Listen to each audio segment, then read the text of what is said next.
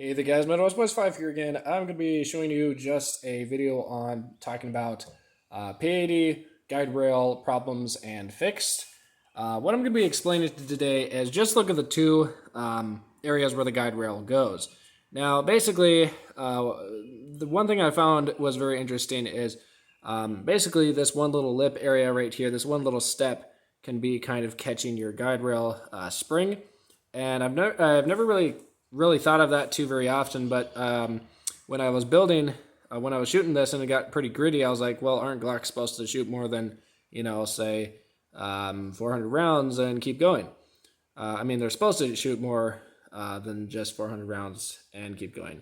So I look on the internal sides, and it turns out you have to file, or you have to Dremel, basically scrape down this little lip right here and turn it into basically this one right here, okay? You can notice kind of real close up the big differences between the two, which is very, very obvious. And I'm just going to basically try to fix it for you.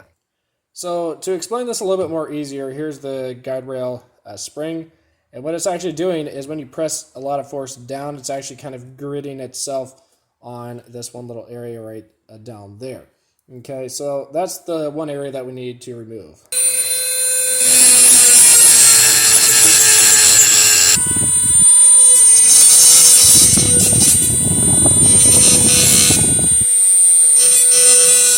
So basically, I was getting the bottom of this pretty snazzy. Now, one thing I'm going to do is, you notice right here, these corners right there, I'm basically just taking a very small little angle, just that way we have all the room in the world for that spring to function back and forth.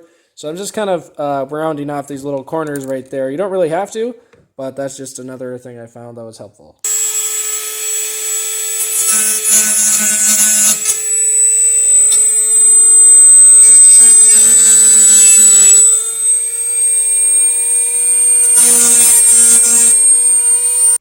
Alright, so what I changed out is a more like a round sanding bit on here. You could also use like a milling bit just to do the final touch-ups, and I'll show you how to do that. A quick tip before we get any further, when you do put this in a vise, let's say you don't have your jig anymore, or your pieces don't fit in the jig, just give it a couple taps, don't wrench on it, because, well, this is made out of polymer.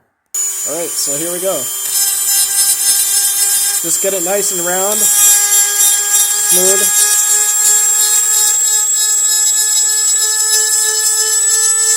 You're kind of wanting to make like a little, a taper.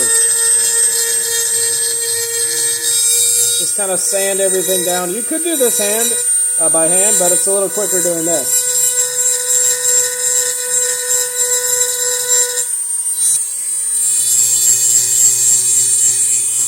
Alrighty, so now it looks like it's doing pretty good. We've sanded, or dremeled, if you will.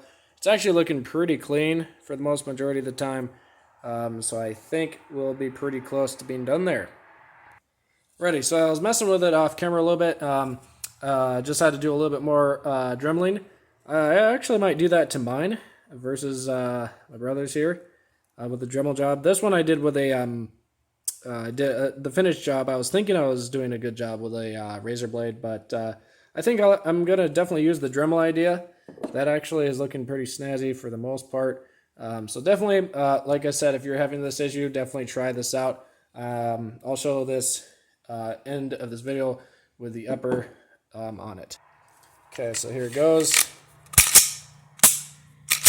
So one thing, normally when you cock a handgun, you normally just cock it up here, right?